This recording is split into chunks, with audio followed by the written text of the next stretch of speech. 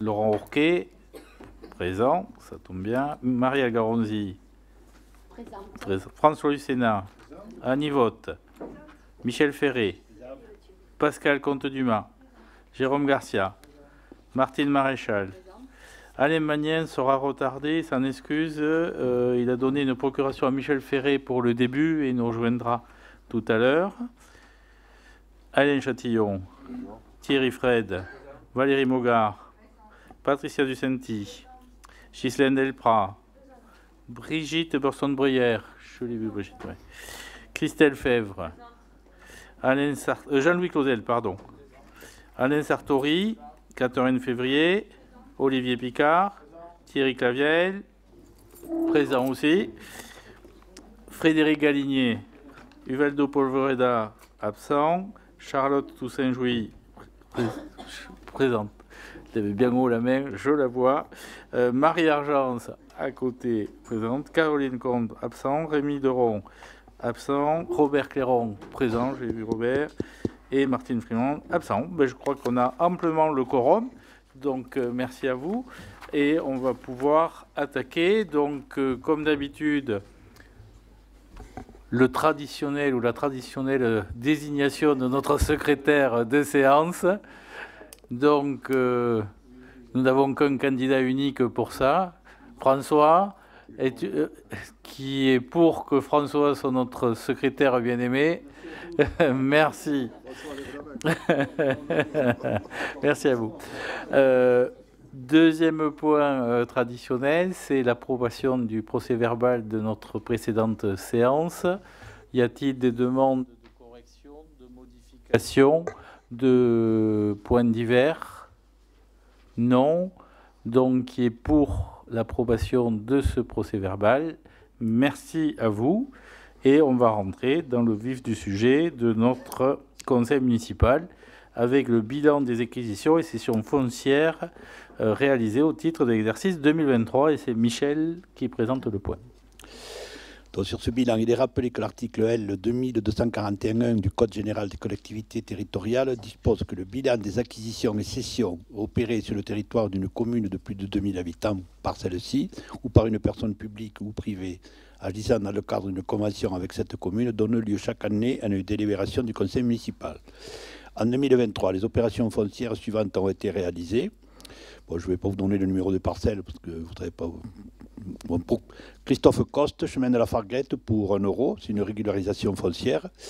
Monsieur Puyot et Madame Puyot, chemin de la Farguette également, 1 euro pour une régularisation foncière. Monsieur Borel, lieu-dit La Ponce, chemin de l'Albarel, pour un montant de 200 230 euros. C'est une réserve foncière que la commune a voulu faire sur un terrain constructible. Ensuite, pour la SL du lotissement de la Plâtrerie, impasse de la Plâtrerie, toujours pour 1 euro. Une rétrocession et classement dans le domaine public de la voirie du lotissement. Madame Annie Durant, avenue des Bourdettes, également pour 1 euro, aménagement de voirie.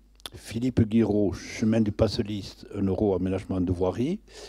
Madame Claudette Latte et Monsieur Éric Latte, avenue des Bourdettes, pour 1 euro, aménagement de voirie. Jacques Pratt, chemin du Passelis, 1 euro, aménagement de voirie également. SCI David Vincent, avenue des Bourdettes, aménagement de voirie pour 1 euro. Madame Suzanne Pécou et Monsieur Thierry Kircher, 911, avenue du Coup de Castelnaudary, pour 200 000 euros. C'est un aménagement d'un espace public. Et ensuite, nutrition et santé, lieu dit Bisconte Nord pour 1 euro, un échange de régularisation foncière. Ça, c'était les acquisitions. Et en cession, on a également de la part de nutrition et santé, lieu dit La Pomme, pour 1 euro. C'est l'échange de régularisation foncière dont je vous ai parlé tout à l'heure avec la commune, citée précédemment. Donc, le bilan de ces opérations foncières sera annexé au compte administratif de la commune. Je vous propose de prendre acte de ce bilan. Vous avez des questions particulières? Sachant qu'on avait voté, bien évidemment, en conseil municipal, l'ensemble de ces cessions et acquisitions au fil de l'année 2023. Donc, qui est pour approuver ce bilan? Frédéric Charlotte, oui, merci. Et alors, on va passer sans transition au plat de résistance de notre séance, qui est le débat d'orientation budgétaire. parole à Martine, avec le soutien de Colline là-dessus. Oui, bonsoir à tous. Et ça devrait s'afficher derrière, oui, si tout va bien. Voilà, ça commence à s'afficher. Donc, on va vous présenter les orientations budgétaires à date pour 2024 afin de tenir le débat qui doit avoir lieu. Et je vous rappellerai que le vote du budget n'est pas aujourd'hui, ce sera dans une prochaine séance début avril, mais on vous présente en amont, comme la loi l'oblige, les orientations. Concernant tout d'abord l'environnement économique, nous rappellerons que nous sommes sous période d'inflation. Après plus de 5% en 2022, on a quasiment 5% aussi d'inflation en 2023 et elle est prévue à 2,5% en 2024. Également, la revalorisation des bases de foncier bâti décidée par l'État l'a été à hauteur de 3,9% et cela viendra accroître nos recettes pour 2024 pour environ 245 000 euros. Face à ça, nous avons estimé des dépenses de fonctionnement, mais celles-ci, on va un peu les détailler, devraient être de 12 800 000 euros, soit 12% de plus que 2023 et 1 400 000 euros. Cette hausse est due aux effets de l'inflation dont on vient de parler, mais aussi à la hausse des coûts de l'énergie, des assurances.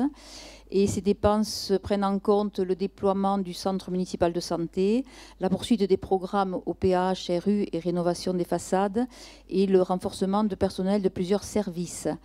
Dans ce que nous allons vous présenter, nous avons dégagé une épargne brute de 2 600 000 euros en 2023, mais celle-ci devrait s'établir plutôt à 1 500 000 euros en 2024.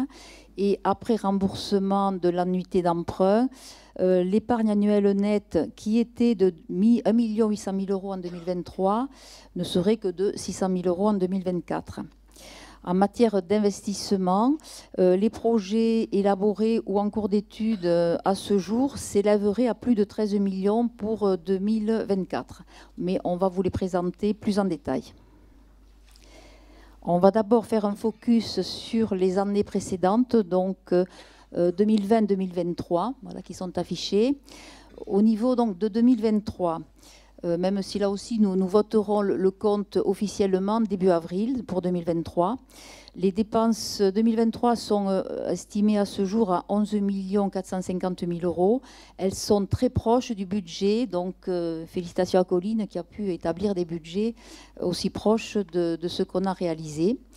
Dans ce total d'un peu plus d'11 millions d'euros, les dépenses principales sont les charges de personnel pour 6 600 000 euros environ, soit 58%. La moyenne de notre strate de ces dépenses de personnel est de 55% à 60%. Donc on est dans cette moyenne. Le deuxième poste, ensuite, ce sont les charges à caractère général qui s'élèvent à 3 400 000 euros et 30%. En 2023, nous avons eu, comme prévu en budget, donc une hausse de ces dépenses d'environ 10%. Et pour rappel, nous avions renforcé plusieurs services, recruté un médecin au centre de santé et nous avions eu la revalorisation des points d'indice. Nous avons subi l'augmentation des coûts des fluides en 2023 et le versement d'une subvention d'équilibre au pôle municipal de santé de 130 000 euros. Concernant les recettes de 2023, également, nous sommes très proches des budgets présentés, soit 14 100 000 euros. Et là, nous avons eu une hausse de un peu plus de 5%. Simplement, la moitié de la hausse a été due à la revalorisation des bases de foncier bâti décidées par l'État de 7% pour environ 350 000 euros. Et en 2023, nous avons eu une hausse de l'attribution de compensation versée par la communauté de communes en raison du transfert de voirie qui est maintenant bien sûr acté. Si nous abordons l'épargne de gestion, tout d'abord. Alors, effectivement, en 2023, en résultante des chiffres que je vous ai donnés, on dégagerait une épargne brute de 2 600 000 euros, de laquelle on déduit l'annuité de la dette 813 000 euros en 2023. Donc, il nous est resté 1 845 000 euros, qui, vous le voyez, dans la moyenne des 4 dernières années. Alors, je cherche. Mon petit tableau, voilà, il est là. Et concernant les investissements de 2023, nous avons réalisé 6 245 000 euros. Alors là, effectivement, nous avions prévu un peu plus de 10 millions d'euros dans les budgets, mais nous allons retrouver en 2024 un reste à réaliser 3 800 000 euros. Donc avec les restes à réaliser, nous sommes dans les budgets qu'on s'était fixés. Pour 2023, donc 6 200 000 euros dépensés en investissement. Cela a été financé par l'épargne nette, un peu plus d'1 800 000 euros comme on l'a vu, par des recettes propres 700 000 euros, des subventions d'investissement 879 000 euros, mais on verra qu'on a des restes à recevoir en 2024. Et on a contracté en 2023 un emprunt de 2 600 000 euros. Voilà qui permet l'équilibre du budget d'investissement. Nous allons passer maintenant à 2024. Est-ce que sur 2023, il y a des questions? On pourrait y aller étape par étape avant de passer sur 2024. Est-ce que c'est clair? Enfin, si je le synthétise en 2 mots, notre prévision budgétaire, recettes, fonctionnement était correcte. On s'aperçoit qu'on a un effet ciseau où le montant des dépenses est beaucoup plus important et que malgré la hausse des bases qui sont importante, le fait que les dotations compensatrices de l'État et les dotations globales de fonctionnement restent stables, voire déclinantes, fait que le taux de croissance de nos recettes est inférieur de la moitié au taux de croissance des dépenses. Si je devais résumer sur 2023 la situation. Pas de questions sur 2023? Alors, on va regarder 2024 maintenant. Vous l'avez en comparaison donc du compte 2023. Concernant les dépenses, les charges à caractère général sont prévues à la hausse d'environ 19%, passant de 3 400 000 euros à 4 100 000 euros. Les charges de personnel, on les prévoit également à la hausse de 10%, et elles passeraient de 6 676 000 euros à 7 352 000. On va revenir sur les variations de ces 2 postes. Les autres charges seraient relativement stables, notamment les autres charges de gestion qui concernent donc les adhésions à d'autres centres ou bien les subventions aux associations notamment qui sont dans ce poste. Les charges financières sont à la hausse puisque, comme vous l'avez vu, on a de nouveaux emprunts contractés en 2023. Elles seraient de 143 000 euros en 2023. Au total, les charges 2024 seraient de 12 800 000 euros, comme on l'a dit tout à l'heure, en hausse de 12%, soit de 1 400 000 euros. Et comme on vient de le dire, pour 2023, pour 2024, également côté recettes, nous avons une stabilité, je vais dire, poussée, puisque on passerait de 14 109 000 euros à 14 335 000 euros. Les 2% complémentaires ne seraient dus qu'à la hausse des bases décidées par l'État du foncier bâti, les autres recettes étant très stables. Alors, si nous regardons des variations de ces postes, pour commencer les recettes, donc dans les recettes, vous avez un récapitulatif des taxes ménages, c'est-à-dire taxes d'habitation sur les logements vacants ou sur les résidences secondaires, bien entendu, le produit donc, du foncier bâti, du foncier non bâti. On voit qu'en 2023, avec les compensations et les atténuations donc, décidées par l'État, le produit a été de 7 123 000 euros.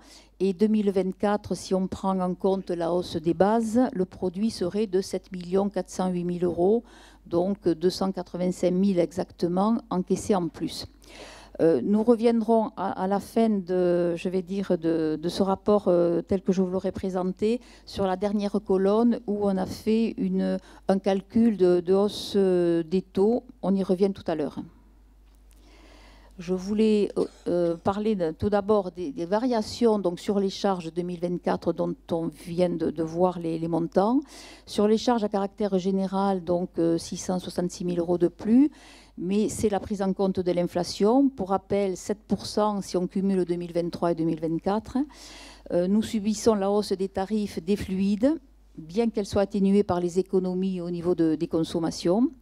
Et nous faisons face aussi à des augmentations de tarifs imposés, On peut citer les assurances, vous savez qu'on a une hausse de 50%, des cantines, donc des achats de repas, et d'énormément de contrats de maintenance qui sont à la hausse sous les effets de l'inflation. On peut citer aussi le lancement de nouvelles études importantes pour l'accessibilité dans la ville, pour les ERP communaux et pour la taxe publicité, où il serait opportun de mener quelques études. Concernant les frais de personnel, il est prévu 676 000 € de plus, 10%, mais cela est dû à l'évolution du glissement vieillesse-technicité, donc des divers indices, et notamment l'augmentation du point de 1,5% en juillet dernier, qui donc fait son effet sur l'année 2024. Nous avons renforcé, donc, comme dit, plusieurs services en 2023, Centre municipal de santé, police, sport, propreté, espace vert, donc nous avons l'effet sur une année entière en 2024. Et nous envisageons également de compléter ce renforcement des services, un deuxième médecin au centre municipal de santé, le service prévention et plusieurs services techniques qui sont en demande. Donc, à la suite de ce que je vous ai présenté, nous aurions, comme je l'ai dit tout à l'heure, une épargne brute de 1 479 000 €. Et comme nous avons à rembourser en annuité de la dette 870 000 €, il nous restera en épargne à peu près 600 000 €. Concernant maintenant les investissements, voici les projets que nous avons soit déjà élaborés ou en cours, à date bien entendu. Le poste important dans ces budgets d'investissement, ça reste voirie et éclairage, mais c'est surtout la voirie pour un peu plus de 3 500 000 €. Ensuite, nous avons des dossiers bien avancés, végétalisation de cours d'école, terrain de sport Roger Sudre. Je ne vous donne pas les montants, vous les avez sous les yeux. L'église Notre-Dame, réparation de la toiture et des vitraux. La première tranche de la rénovation de la halle centrale et du beffroi, le square Gabold qui lui est bien avancé. Nous prévoyons l'extension du cimetière à la Landelle, la mise en place de cantines autonomes, la restructuration ou la création plutôt de la pépinière artisanale, et nous avons mis dans le budget uniquement la part d'autofinancement. Nous prévoyons aussi de refaire la signalisation. La part pour notre commune serait de 300 000 €. Il y a à côté la part prise en charge par le département. Et puis, il y a d'autres lignes qui sont des investissements récurrents que vous avez sous les yeux, soit au niveau des matériels, soit au niveau des travaux d'économie d'énergie, soit concernant les subventions au PH et RU. Voilà. Et le total de tout cela représenterait un peu plus de 13 200 000 €. Oui, une petite précision, c'est en TTC, c'est-à-dire toute taxe, et avant subvention, bien évidemment. Donc, c'est les montants bruts des programmes qu'on a. Si nous regardons maintenant la section d'investissement prévisionnel, dans les dépenses, nous retrouvons sur deux lignes ce que je viens de lister, c'est-à-dire les immobilisations pour 13 072 000, et sur une autre ligne, les subventions au PH qui sont de 165 000 €. Nous avons le remboursement du capital de la dette. Alors, vous l'avez pour 750 000 € dans ce tableau, parce qu'il y a un reste à réaliser de 120 000 € dans les dépenses qui restent à réaliser. Donc, ce premier total serait d'à peu près 14 millions d'euros. Et nous y rajoutons, hormis cette annuité d'emprunt dont j'ai parlé, de 120 000 €, nous y rajoutons donc les restes à réaliser engagés sur 2023 pour à peu près 3 800 000 €. Et ces 3 800 000 € de restes à réaliser concernent principalement les vestiaires du stade et la voie verte. Donc, total de un peu plus de 18 millions d'euros dans ce budget d'investissement.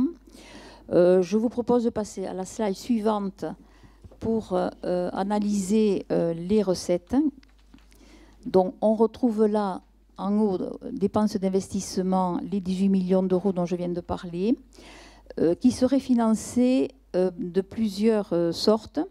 Des subventions. Alors, nous avons un reste à recevoir de subventions 2023 pour 1 048 000 € et subventions prévues pour 2024 d'1 800 000 €, soit à peu près 2 millions d'euros en tout. Nous avons l'épargne brute, 1 479 000 € telle qu'elle résulte de la section de fonctionnement. Des recettes propres, fonds remboursement de TVA, taxes d'aménagement par exemple, à peu près 1 million d'euros. Nous utiliserions l'excédent de trésorerie qui est de 3 900 000 €. Et pour équilibrer, il serait nécessaire d'emprunter 9 400 000 €. Alors, dans ces 9 400 000 €, il y a malgré tout 1 400 000 € déjà vu en conseil municipal. C'est l'emprunt Intracting, vous devez vous en souvenir, qu'on a voté en fin d'année 2023, mais qui n'a été encaissé qu'en 2024.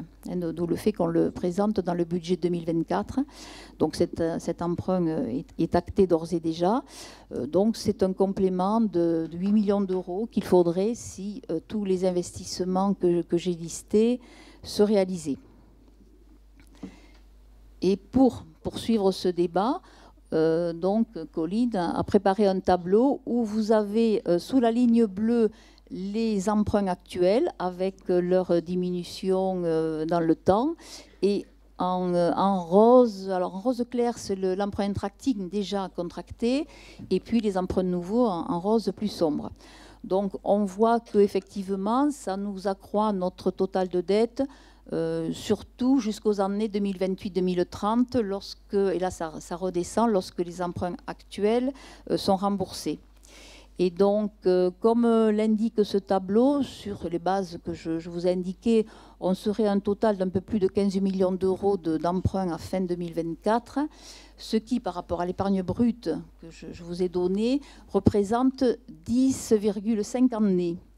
Et on considère que la limite à ne pas trop dépasser, c'est la limite de 11-12 années d'épargne brute en montant de dette donc d'une collectivité. Donc on est en dessous. Malgré tout, on n'est pas très loin. C'est pour ça qu'on a, pour ouvrir le débat, on a donc calculé ce que pourrait représenter un complément si on augmentait les taux de foncier bâti. Alors, on revient en arrière rapidement. Je rappellerai que nos taux communaux n'ont pas été touchés depuis 2011, donc depuis 13 ans.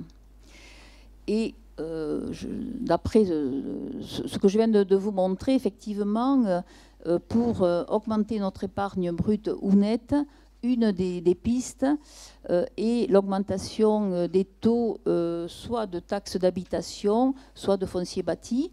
Vous avez donc sous les yeux, en partie droite, ce que représenterait en euros la hausse d'un point. On a fait ce calcul, donc si la taxe d'habitation passait de 21,16% à 22,16%, cela donc contribuerait à 18 000 € de plus. Alors, je le reprends sous les yeux parce que je vois mieux.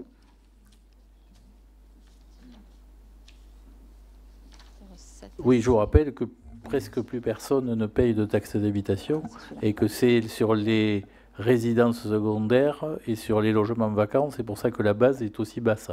Hein. Donc, et c'est bien une des problématiques auxquelles on se confronte, c'est que le législateur a décidé de supprimer la taxe d'habitation et fait reporter la quasi-totalité des impositions sur le foncier bâti ou non bâti. Mais nous, on a assez peu de bases de foncier non bâti, et donc c'est sur les propriétaires qui fait porter l'effort de fiscalisation, y compris des services qu'on veut mettre en place. Et donc cette hausse d'un point de foncier bâti, elle rapporterait un peu plus de 150 000 € bien sûr d'épargne en plus, mais par rapport à nos 600 000 € dont on vient de parler, c'est 28%. Hein, c'est un point et déjà, alors un effort important, on en est conscient, mais également un accroissement, une amélioration de notre épargne nette d'autant, mais de 28%. Je pense qu'on a fait le tour des chiffres principaux là, de 2024. Maintenant, voilà, c'est un débat et on attend vos questions et vos réactions, y compris sur une éventuelle hausse des taux de foncier bâti ou de taxes d'habitation. Alors, juste une ou deux précisions avant d'ouvrir le débat. En termes de frais de personnel, j'insiste aussi sur le fait qu'il y a en fait deux causes principales. C'est notre volonté d'étendre certains services, de renforcer certains services. Ça, c'est en nos mains. Et ce qui ne l'est pas, c'est la hausse importante qui a été décidée par le législateur et par l'État, et qui n'est pas contestable non plus, hein, puisque les salaires de nos agents ont été très décrochés par rapport à l'inflation qui a été très importante sur les années passées, et avait décidé un premier temps 3,5% en 2022 qui a fait ses effets en pleine année 2023, plus 1,5% en juillet 2023 mais qui va faire son plein effet en 2024, plus des bonifications dans la grille de 5 points. Donc tout ça est un élément important des 600 et quelques mille euros que présentait Martine tout à l'heure. Hein. Donc les 2 points, c'est l'augmentation de ces salaires des agents, de ces indemnités des agents, qui est aussi compréhensible quand on vit avec une inflation qui est stabilisée à 3-4%, mais qui a été beaucoup plus importante, et des effets rattrapage. Et je vous rappelle aussi qu'on avait décidé en 2023, même si ça a été payé en 2024, mais rattaché au budget 2023, d'une prime dite inflation, qui était aux moitié de ce qu'on pouvait aller pour la grande majorité de nos agents. Donc voilà pour les éléments. Après, à notre arbitrage, c'est est-ce qu'on veut ou pas renforcer tel ou tel service. Les débats seront là, mais qui, somme toute, seront assez limités quant aux impacts, parce qu'on n'a pas prévu non plus, vous avez le tableau de variation des effectifs qui a été présenté, on n'a pas non plus décidé de doubler tout d'un coup le nombre d'agents de notre commune. Des questions, des remarques, des éléments apportés au débat. La parole à Olivier. Ah, on lui coupe le micro, Olivier, ce qui est une bonne chose. Non, il faut qu'il se mette en route, c'est tout. Laurent, tu parlais de la présentation des effectifs. On a parlé simplement en termes budgétaires des effectifs à renforcer. Je conçois très bien que les services techniques et tout ça aient besoin d'être renforcés. Je remarque simplement que sur la partie sociale, on n'a pas eu le tableau des effectifs affiché. Non, je pensais vous le présenter juste après, puisque c'est plutôt une annexe. Mais on peut le présenter. On peut le présenter. On peut le présenter. Je pensais qu'il était passé. Pardon. C'est simplement sur une partie qui me tient bien à cœur, parce que je suis bien dedans. C'est la partie sociale, où il n'est pas prévu de non titulaires. Et on est déjà en sous-effectif, même par rapport aux années précédentes, sur la partie titulaire dans le social. Voilà, simplement. Ouais. Alors, sachant que sur le problème social, il y a différents pas dans notre politique sociale. Il y a le centre municipal de santé, avec le renforcement de médecins supplémentaires pour essayer de doubler la capacité en termes de soins par rapport à ça. Deuxième élément, ce sont les services propres à la commune. Et on a créé un poste, et qui est là-dedans, de préventionniste. Donc moi, je rattache de la partie sociale, et qui est importante quand on a 170 agents et qu'il y a quelqu'un qui s'occupe de la prévention. On a alors après, je ne sais pas qu'est-ce que tu mets dans le social, mais le sport, pour moi, c'est aussi une partie de social. Et il y a le CCAS aussi, qu'on ne voit pas là, et le centre social, pour reprendre dessus, sachant qu'on a un distinguo entre CCAS et centre social Monique Cullier, sur lequel là aussi on a renforcé le support.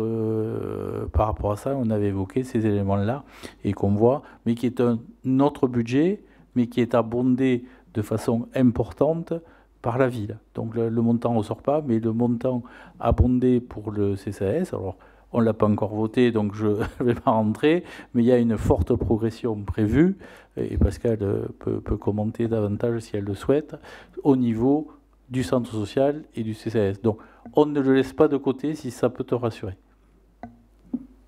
Non, je suis rassuré, c'est pas le côté que j'ai peur. Le côté social, c'est bon, on a un tableau des effectifs qui nous donne des chiffres, donc c'est un peu commenter ces chiffres-là. Le social, pour moi, c'est tout ce qu'on fait pour la ville. Ouais. Social, c'est le confort de nos concitoyens. Ouais. Donc ça fait partie aussi des services donnés aux plus démunis, comme à tous ceux qui se promènent en ville. Ouais. Et qui n'est pas forcément que par des effectifs.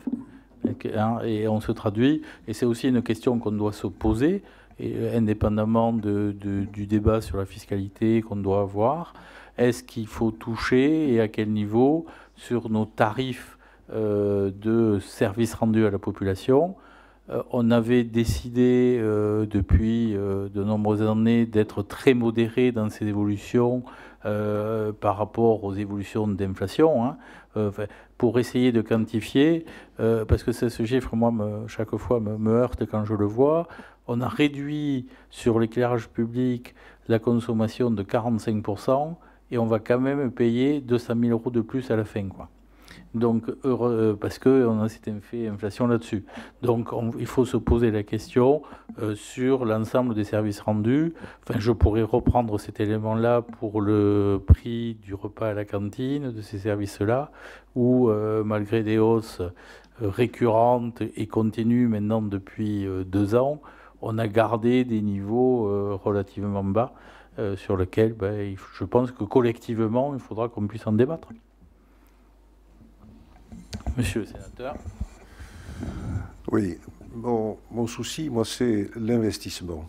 Je pense qu'aujourd'hui, il faut faire attention. On a des taux d'intérêt, même si c'est à 2%, élevés. Et donc, est-ce qu'il ne faut pas retarder quelques investissements? L'an dernier, il y a eu un montant bien plus important que ce qu'était d'habitude la moyenne des investissements. Cette année, ça continue et ça va même plus loin.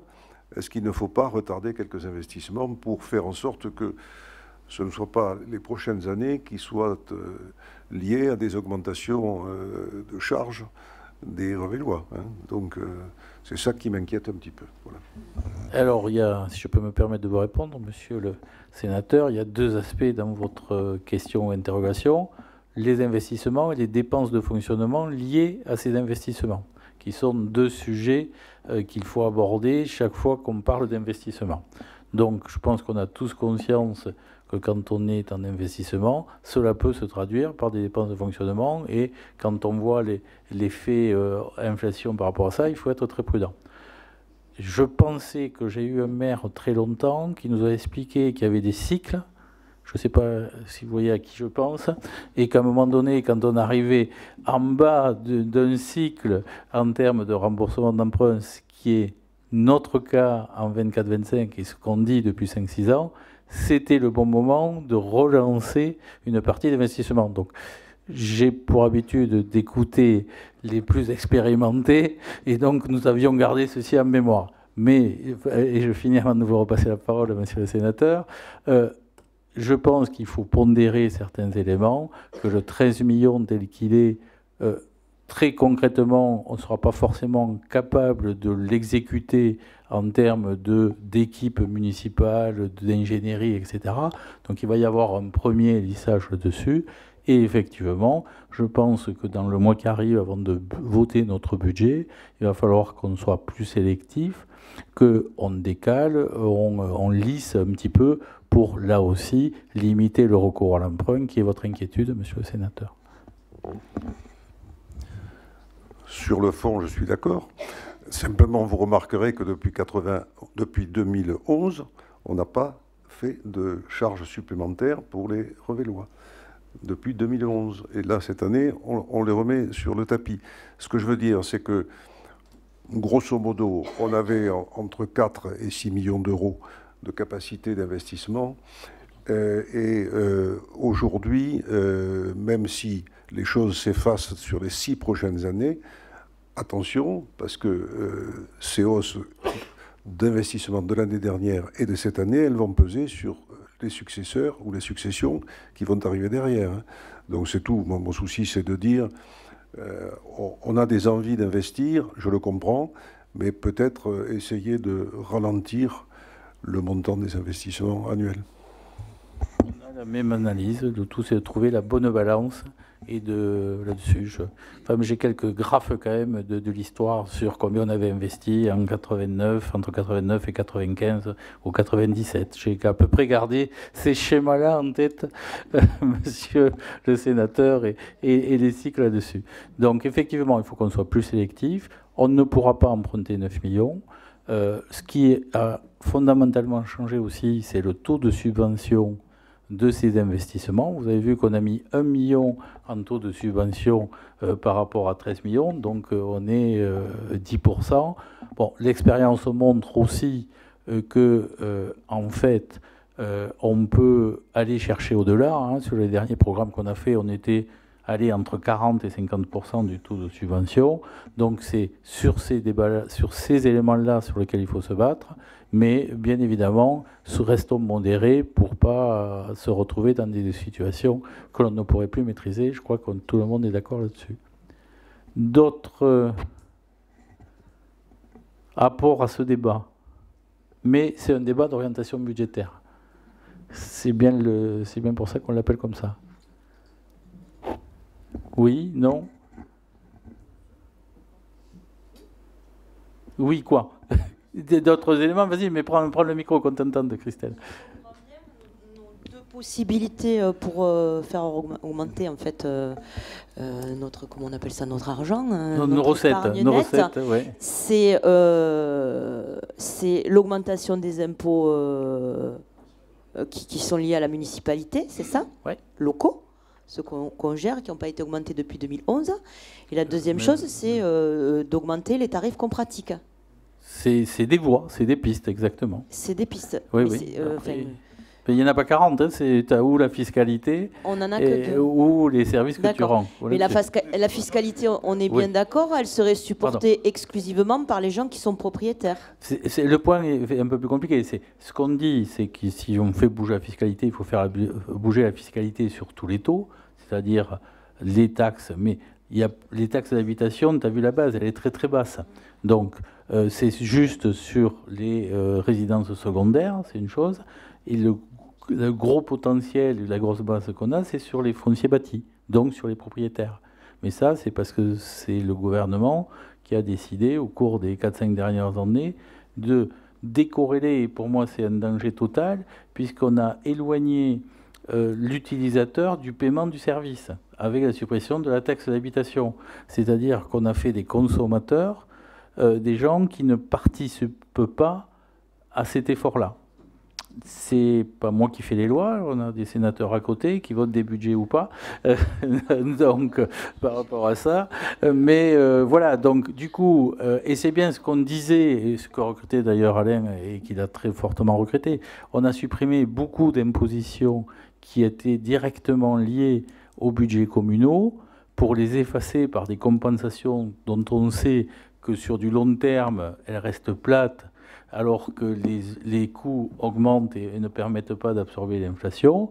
Et surtout, on a enlevé tout pouvoir de décision fiscaux dans les faits aux communes, aux intercommunalités, en déplaçant ces éléments-là et en déplaçant de fiscalité communale à fiscalité nationale. Et c'est pareil pour la strate département, pour la strate région, etc.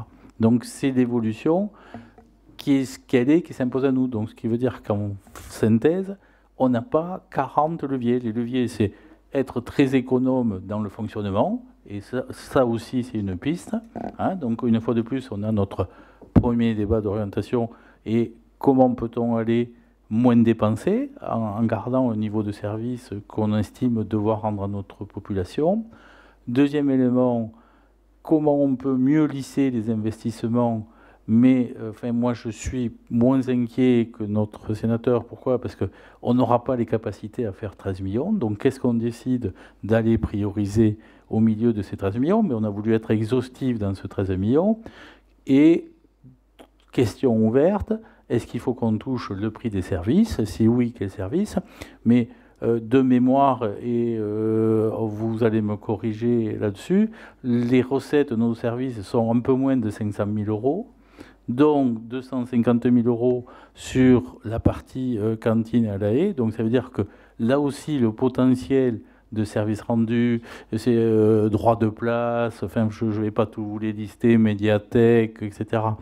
C'est pas non plus en termes de base des montants sur lesquels on va faire fortune là-dessus. Donc oui, il faut les regarder. Le tout, c'est de ne pas se retrouver en décalage à un moment donné et de ne pas trop laisser glisser ce qu'on ne maîtrise pas, l'inflation, en ne réajustant pas petit par petit bout le prix, parce qu'à un moment donné, on va se retrouver à se poser la question de faire des services, parce qu'on sera trop éloigné entre le prix que l'on va payer pour un service, je prends la cantine, hein, enfin, on a des demandes d'augmentation du prix de repas de 11% sur la table. Alors, je n'ai pas dit qu'il fallait qu'on augmente de 11% le prix du repas pour les usagers. Mais, il faut discuter de 11% en disant c'est pas acceptable de payer 11% de plus. Mais ça, discussion qu'il faut mener au jour le jour. Et deux, peut-être qu'il faut passer 2-3%. Mais suggestion, hein, une fois de plus, là, ce qu'on débat, c'est dans le débat, le prix d'un repas, parce que c'est l'inflation qu'on connaît et qu'il faut peut-être aborder. Est-ce que ça te répond à ta question ? Je ne sais pas, est-ce qu'on sait évaluer à peu près combien ça représente cette augmentation sur les impôts locaux sur chaque taxe foncière ?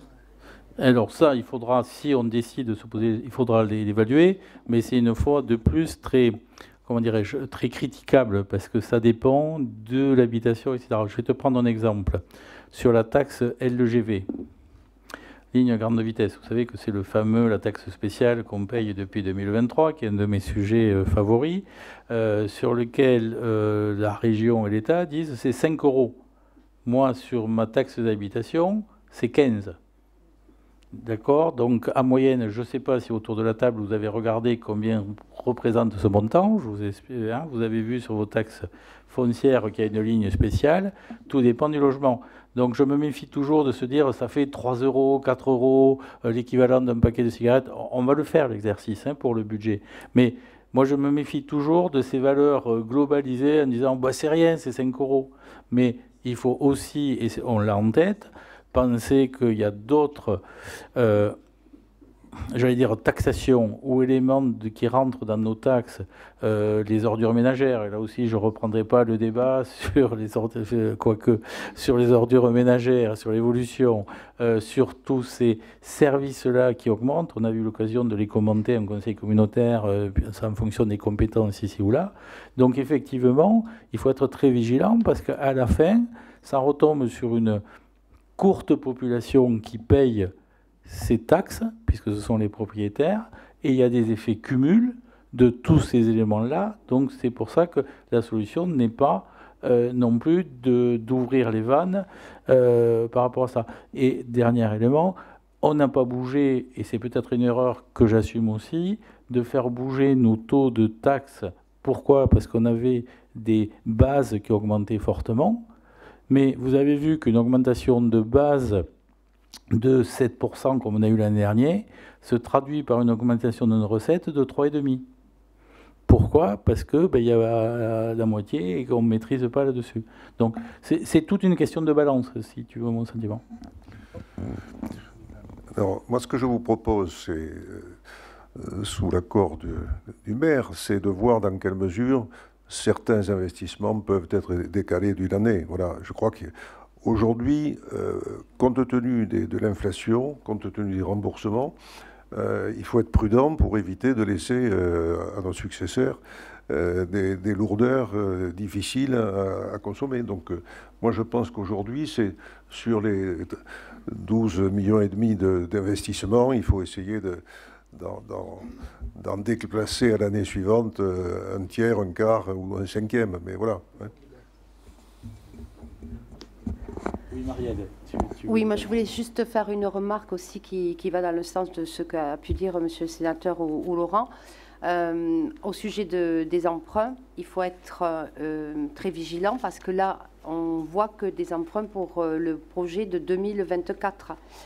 On a d'autres projets également d'investissement et qui vont couvrir un peu plus tous les domaines à venir. Donc, soyons vigilants sur ce qu'on empruntera pour éviter, comme le disait justement Monsieur le Sénateur, d'avoir après un endettement un peu trop important les prochaines années, même si effectivement on arrive à une période où on peut se permettre d'emprunter à nouveau. D'autres demandes d'intervention, d'ajout dans ce débat ? qui est intéressant. Hein. Oui, Charlotte, tu as le micro pour qu'on entende ton intervention. On va... Oui, non, moi je voulais juste savoir concrètement comment allaient se faire les choix, c'est-à-dire est-ce que ça allait se faire en BME, en BM Ça va se faire en conseil municipal, parce que c'est quand même ça l'instance. Bon. Hein. C'est pour répondre. Certes, il y a des BM, des bureaux municipaux, pardon, pour ceux qui nous écoutent, qui comprennent ce qu'on dit. Non, mais ça va être en conseil municipal, et avant on prépare ça en bureau municipal élargi, et qu'on ait le débat. C'est évident que... Mais une fois de plus, hein, on en est, et moi je me réjouis de ce genre de débat sur des choix, qu'est-ce qu'on fait pas, quels sont les critères, et c'est important, et je remercie très sincèrement et Martine et Colline, qui sont les personnes qui nous ont présenté ça de façon, je pense, compréhensible, synthétique, rapide, justement pour avoir ce genre de débat et préparer ces éléments-là. Donc, et si on a, en termes de préparation budgétaire, ce processus-là prévu par la loi, hein, on n'est pas plus malin que les autres, c'est justement parce que, premier temps, on regarde ce qu'on a sur la table, et après, les arbitrages, et quels sont les bons arbitrages et les bonnes balances à trouver.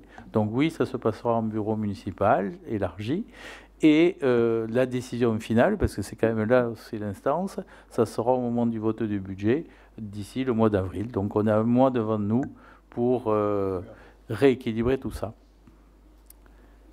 D'autres demandes d'intervention ou de commentaires? Oui, attends, toi aussi, Jean-Louis, prends ton micro pour qu'on t'entende.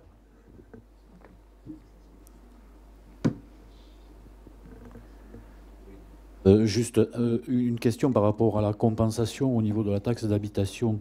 Est-ce qu'on a une idée, parce que dans les chiffres et tout ça, je ne sais pas si on... Oui, on l'a. Alors, Pauline, vous l'avez en tête. On a pu repérer un petit peu la valeur, enfin, les promesses de l'État.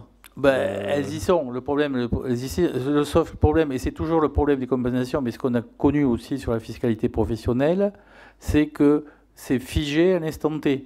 C'est-à-dire qu'indépendamment de l'évolution de l'inflation, c'est figé en montant en valeur absolue et on ne prend pas la dynamique de l'augmentation telle qu'on pourrait l'avoir.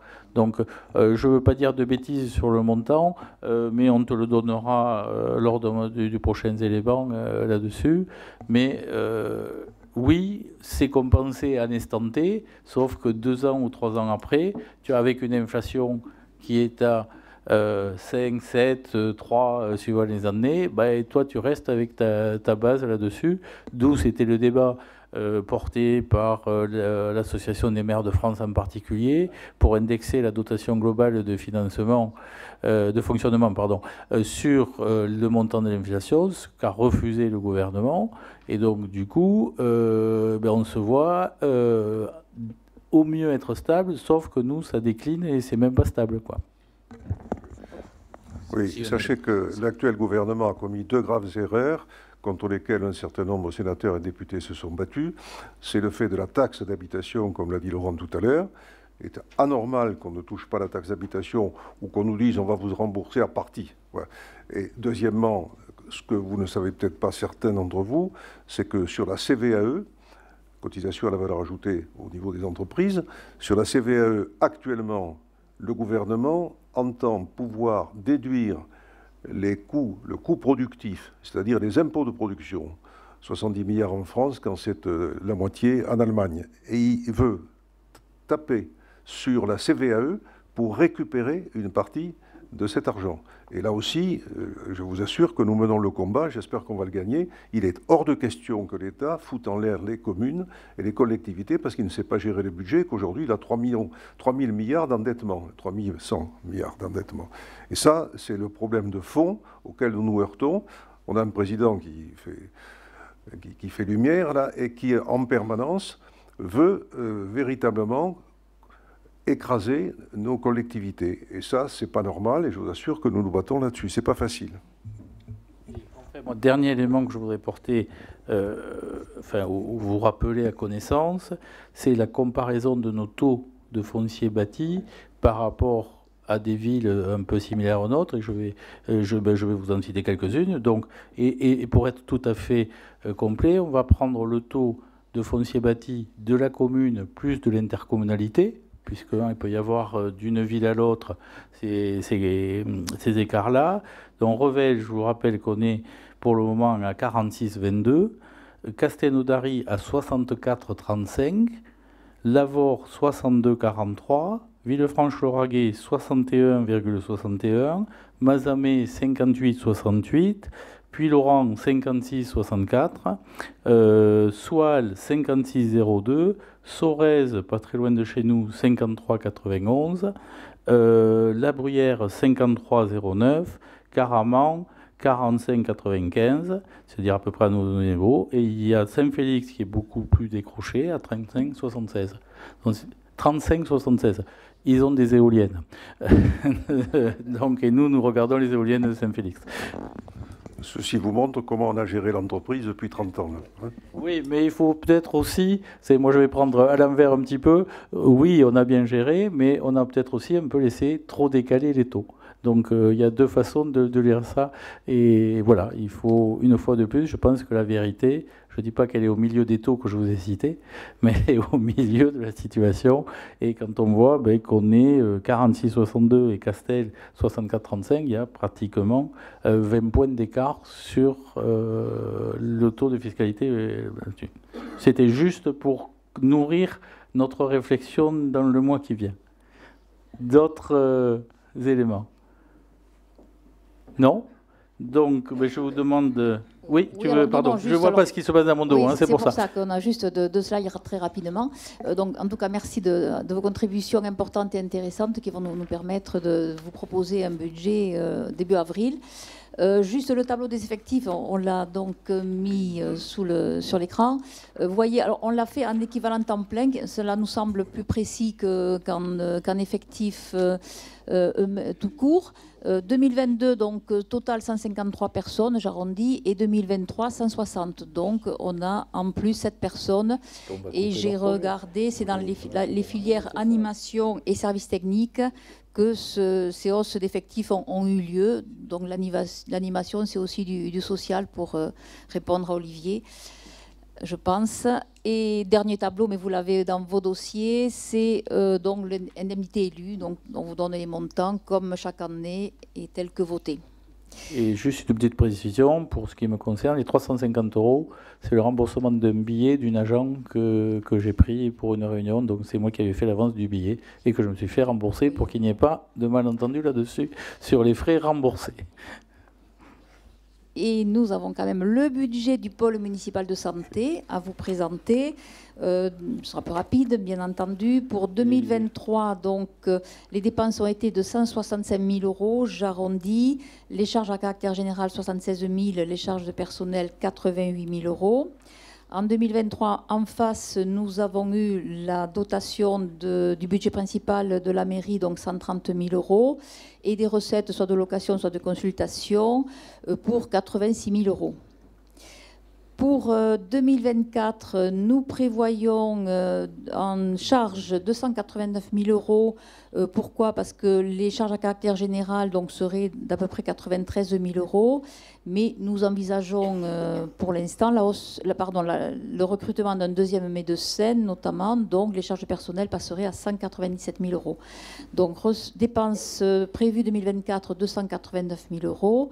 En recettes prévues, toujours une subvention du budget principal de 130 000 € et 136 000 € de recettes propres, soit de consultation, soit de location, pour équilibrer le budget. Il y a également un transfert au budget d'investissement, mais il y a eu 16 000 € investis en 2023 et 11 000 € prévus en 2024. Est-ce que vous avez des questions sur ce budget ou est-ce que Jérôme veut rajouter quelque chose ?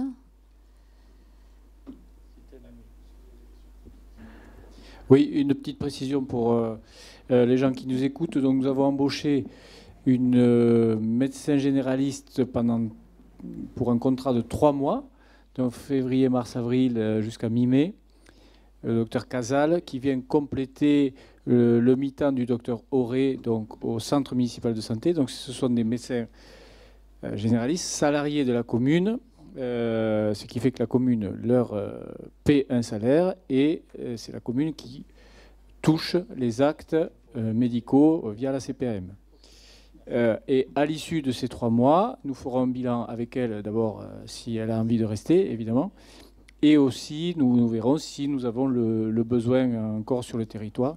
Et je verrai avec l'ensemble des médecins si on a toujours ce besoin d'un centre municipal qui vient, je rappelle, en soutien à l'ensemble des médecins généralistes et de ce fait à la population.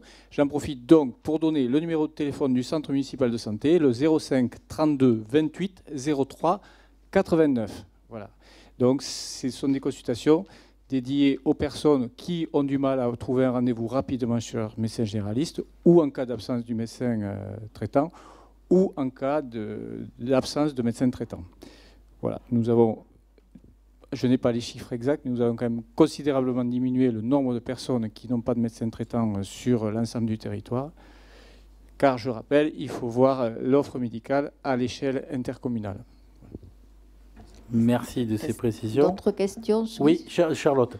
Juste une parenthèse qui ne concerne pas ce lieu de décision, mais c'est une illustration un petit peu du désengagement de l'État sur certaines choses. Du coup, on est obligé de compenser, nous, alors qu'on nous réduit nos moyens. Donc, voilà. C'est exactement ça. C'est exactement ça, puisque bien évidemment, ces missions régaliennes de santé ne devraient pas être portées. Et vous avez vu que, grosso modo, c'est 90 000 euros, entre 80 et 90 000 euros globalement portés en coût net par le budget global sur ces éléments-là. Mais face à cette situation, et c'est ce que nous avions décidé de façon unanime et globale, il faut bien s'emparer de ce genre de problème. Et si, la santé n'a pas... Oui, non, mais non, on est d'accord, Christelle. C'était un joke. C'était un joke. D'autres demandes d'intervention? Donc, merci pour ce débat. Je pense qu'on est au cœur de nos préoccupations. Je dois juste donc... Pardon, je suis toujours pas dans le dos. Non, faire voter. Oui, voilà, c'est de prendre acte. Que le débat d'orientation budgétaire a bien eu lieu sur le budget principal et le budget annexe. Est-ce que tout le monde est d'accord? Est-ce qu'il y a des abstentions ou des votes contre? Merci. D'accord. Et rendez-vous pour voter le budget d'ici un mois. Et je tiens à remercier une nouvelle fois Colline pour sa disposition et son apport sur ces éléments-là. Merci très sincèrement, Colline. Et on vous libère si vous voulez être libéré, c'est vous qui le voyez. On continue notre ordre du jour. Donc le point, c'est la réhabilitation des vestiaires. Oui. Et Jérôme, pardon. Oui, donc réhabilitation des vestiaires du terrain d'honneur. Donc vous connaissez bien ce sujet, lancé en 2019 par nos prédécesseurs. Donc là, il y a simplement... donc nous avons eu 1000 problèmes. Il semblerait qu'avec mon collègue adjoint aux travaux, nous touchions au but et que les travaux vont bientôt démarrer pour de bon. Donc là, il s'agit de l'attribution du lot numéro 7 des marchés de travaux. Donc, par délibération en date du 2 décembre 2021, le conseil municipal avait approuvé le projet de réhabilitation du vestiaire du terrain d'honneur. Le lot numéro 7 a fait l'objet d'une résiliation car le titulaire n'avait pas fourni son attestation d'assurance malgré plusieurs relances. Donc sur la base de l'article L2123-1 et R2123-1 du Code de la commande publique, un nouvel avis d'appel public à la concurrence a été publié le 15 novembre 2023 avec une date limite des offres au 8 décembre 2023. Et le règlement de la consultation prévoyait que le choix serait effectué en fonction de la valeur technique des offres et du prix. Sur 3 entreprises consultées, une seule offre a été reçue. Et il est proposé donc de retenir l'entreprise Labastère, qui est à Aucanville, pour un montant de 26 845 € hors taxe, soit 32 214 € TTC. Voilà. Je vous propose donc d'autoriser Monsieur le maire ou son représentant à signer le marché des travaux du lot numéro 7, menuiserie extérieure réhabilitation avec l'entreprise Labastère. Qui est pour? Oui, tout à fait. Attends, mais prends un micro parce que Christelle, autrement... Non, mais on ne t'entend pas autrement. Si... Oui. Il est allumé, tu peux y aller, touche à rien. J'ai touché. Ah, mais c'est bon. La question, là, en fait, vous avez fait un appel d'offres, il n'y a eu qu'une réponse. Et non, il disait qu'il n'y avait personne qui avait répondu, donc il n'y a eu qu'une seule réponse sur les 3.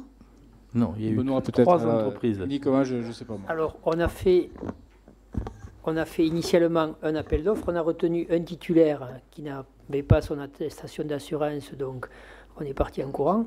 Et dans ce cadre-là, on peut relancer en consultant directement plusieurs entreprises. Donc on en a consulté 3 directement. On a reçu une offre qu'on a examinée, elle correspondait au cahier des charges et on a donc pu proposer au conseil municipal de la retenir ou pas. Voilà. Non, mais la question c'était donc on n'a pas de comparaison de prix. Mais on a les prix du marché de l'entreprise qu'on n'a pas pu faire retenir parce qu'elle n'avait pas son assurance. Voilà. Non, c'est... Ouais. Et on a éliminé le premier parce qu'il n'a pas été capable de nous fournir une attestation, donc on ne partait pas là-dessus. Mais c'est là aussi un vrai point. On était ce matin en commission, Robert était parmi nous, sur une maîtrise d'œuvre, on a eu de mémoire 51, tu me corriges Thierry si je dis des bêtises, mais 51 retraits de dossiers et une offre. Donc dans ces cas-là, pour attribuer, c'est compliqué. Si, tu attribues parce que tu en as une. T'en as une. Voilà. Mais on avait eu 51 retraits de dossiers. Exemple de ce matin en commission d'appel d'offres. Donc c'est un vrai point ça, hein, c'est un vrai point. Donc, on a voté. D'autres questions? Non? Qui est pour? Ben, merci beaucoup. Merci. Annie, végétalisation des cours d'école, pardon. Végétalisation des cours d'école de 2 groupes scolaires communaux. Donc, inscrite dans les programmes d'action Cœur de Ville et Bourg-Centre, la commune déploie un programme d'action structurant avec un fort enjeu de revégétalisation, de bien-être et de vivre ensemble. À ce titre, un diagnostic portant sur le potentiel de végétalisation du centre-ville a permis d'identifier les besoins de la commune ainsi qu'une stratégie d'intervention. Le diagnostic a également mis en évidence la prédominance des espaces imperméabilisés et les secteurs pauvres en espaces verts, dont les groupes scolaires. La commune a donc pour objet de désimperméabiliser et de végétaliser les cours d'école. Ce projet est né d'une volonté d'agir sur l'espace extérieur en réponse au réchauffement climatique. Les groupes scolaires concernés sont les groupes scolaires Roger-Sudre, maternelle et élémentaire, et Loré-de-Vore. L'objectif est de pratiquer différemment les cours d'école en multipliant les usages et en apportant un confort d'été et d'hiver aux usagers. Pour cela, 4 principaux enjeux sont identifiés. Végétaliser les cours d'école afin de créer de l'ombrage, renforcer ici biodiversité et limiter l'effet d'îlot de chaleur. Réduire la présence de l'enrobé afin de favoriser l'infiltration des eaux pluviales. Diversifier les usages des espaces partagés pour favoriser le vivre ensemble des enfants. Concerter les personnels éducatifs d'entretien et les élèves et co-construire le projet avec eux. Le maître d'œuvre du projet propose la plantation d'arbres supplémentaires et près de 1900 m² de surface désimperméabilisée. Une extension de la cour de Loré-de-Vore est également prévue. Ce projet est inscrit dans l'action numéro 20 du programme Action Cœur de Ville.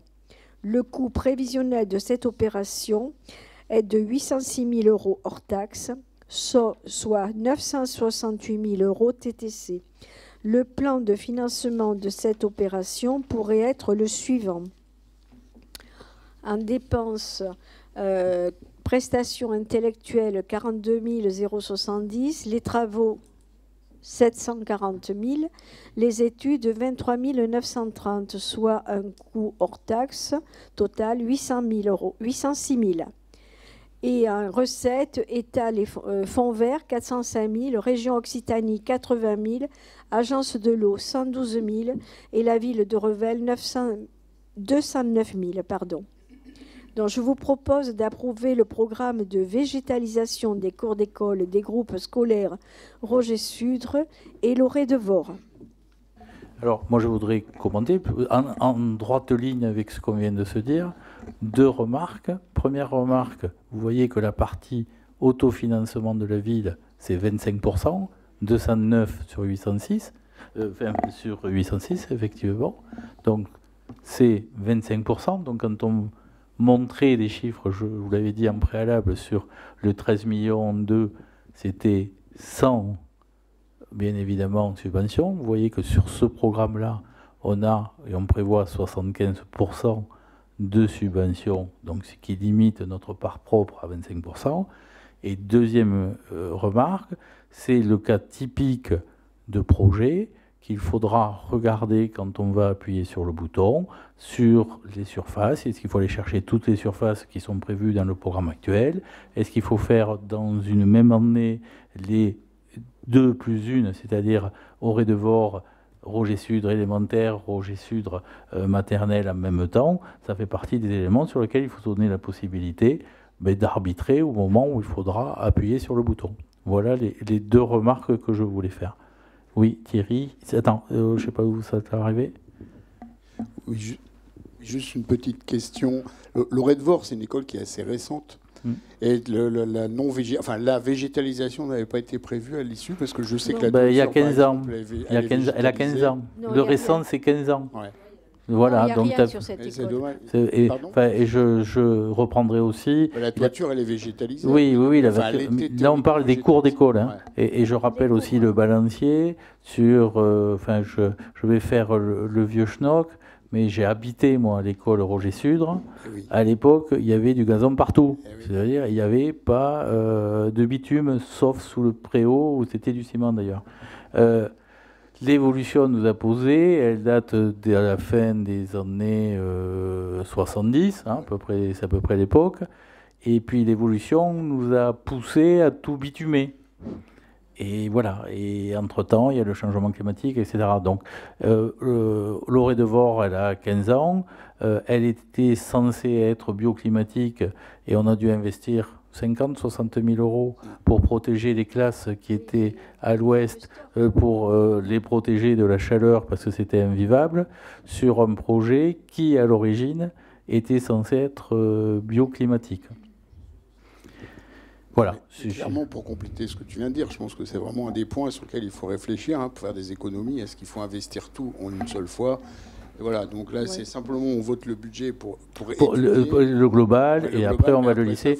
Mais c'est important aussi, hein, pour reboucler, les montants, et c'est une fois de plus, notre part en finale, c'est 25%. N'oubliez jamais ça, c'est clair. Mais c'est une question qu'il faut vraiment se poser. Enfin, bien sûr, il faut le faire. Je ne suis pas contre le faire, mais il ne faut pas n'importe quel prix, quoi. C'est ça que je on est d'accord. D'autres demandes? Peut-être que Charlotte veut rajouter des choses, parce qu'elle a quand même beaucoup travaillé sur ce projet. Merci à elle. Oui, je voulais juste rajouter 1 ou 2 points. C'est qu'il faut avoir conscience que quand on va désimperméabiliser, on va très peu gagner à l'intérieur des locaux. Ce qu'on va gagner, c'est vraiment c'est l'effet albédo, en fait, qui fait que le fait que ce soit bitumé et bitumé noir, on a ce retour de chaleur. Et donc, moi, en tant qu'enseignante, je vis dans des cours d'école entièrement bitumés, hein, puisque c'est ce qu'on a fait pour éviter que les enfants se salissent, en gros, quoi. Voilà. Donc, là, actuellement, c'est au mois de mai, ça commence à devenir très compliqué. Ouais. Au mois de juin, on les sort même plus dehors. Ouais. Voilà, il faut en avoir conscience. C'est qu'en mois de juin, on ne sort même plus dehors. Ouais, donc, ça veut dire quoi? Ça veut dire, est-ce qu'il faut entièrement climatiser les salles? Donc, on va peut-être pas faire des économies, du coup. Parce que si on peut pas les mettre dehors, puis qu'on peut pas les garder dedans non plus, qu'est-ce qu'on en fait? Donc, voilà, ça va pas résoudre le problème de manière immense. Hein. Il fera toujours chaud. Mais au moins, on n'aura plus ce retour de chaleur. Et puis, il y a aussi le point très important, je pense, qu'il faut garder en tête, c'est la diversification des usages. Actuellement, les cours d'école, elles sont, c'est des grands terrains au milieu, donc en gros hyper genrés, hein, c'est-à-dire les garçons au milieu qui jouent au foot et les filles et les garçons qui jouent pas au foot en périphérie. Donc il y a aussi ça. Ben oui. Donc, je voilà, rappelle que aussi... l'équipe française était en finale il n'y a pas longtemps. Hein, donc, il y a quelques filles qui jouent au foot. Je module un peu là. Il y a quelques filles qui jouent au foot, mais il n'y en a pas beaucoup. Mais il y a quelques filles qui jouent au foot. Donc les habitudes se prennent dès le plus jeune âge. Et donc l'occupation du domaine public, ça prend dès l'école. Voilà. Donc la place des filles ou des garçons qui ne sont pas joueurs de foot est importante aussi. Et ça veut dire aussi faire des espaces calmes pour les enfants qui en ont besoin, faire des espaces créatifs. Voilà, donc diversifier les usages, c'est aussi un point important en plus de cet aspect, voilà, répondre au changement climatique. Ok. D'autres demandes? Oui, Alain, essayez de... si on peut passer un micro à Alain. Jérôme, s'il te plaît.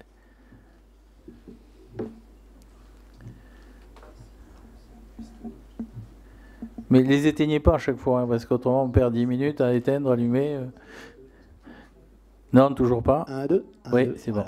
Non, puisque le débat commence à s'ouvrir, mais je crois qu'il faut vite le refermer. C'est vrai que, en fait, on a deux types d'investissements, et quand on aura ce débat sur les choix, il faudra bien qu'on se soit clair sur des investissements de ce type qui vont participer à l'éducation et effectivement à bon nombre de la population, ou est-ce qu'il faut qu'on fasse des investissements qui participent à l'entretien de nos pneumatiques, par exemple. Voilà. Donc, il y a des choses qui sont de l'ordre symbolique et qui vont aller dans le sens de l'amélioration de la vie, de la vie quotidienne. Voilà, donc les choix, il faudra les faire à ce moment-là. Tu parles des pneumatiques ou de l'éducation? Je parle de l'éducation, bien entendu. D'accord, ça nous rassure. Ok, d'autres demandes? Donc, je vous propose qu'on passe au vote. Donc, qui est pour adopter ce programme? Est-ce que quelqu'un s'abstient? Vote contre? Merci. Merci à vous. Autre point suivant, c'est, en parlant d'investissement, là c'est des gros bouts. Michel, bon, il faut changer un petit peu quand même. On te passe le relais là de façon sympathique. Voilà, ça concerne la mission de conduite d'opération relative à l'aménagement du Tour de Ville et des allées Charles de Gaulle pour l'attribution d'un accord cadre. Vous savez que par délibération du 9 novembre 2023, vous avez approuvé le programme de requalification des allées et de l'ensemble du Tour de Ville. Cette opération nécessitant des compétences administratives, techniques et juridiques relativement larges, il apparaît indispensable d'avoir recours à une mission de conduite d'opération.